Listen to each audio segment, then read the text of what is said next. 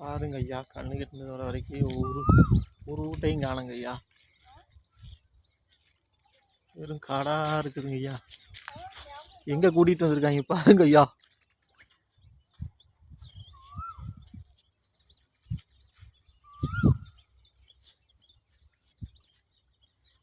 வெறும் காடுங்க ஐயா. ஒன்னத்தையும் காணுங்க ஐயா. ஆமா, எனக்கு அந்த இடம் ஞாபகம் இருக்கா? அந்த புளிய மரம். இந்த புளிய மரம் புளியம்பழம் வந்து புளிய மரமா?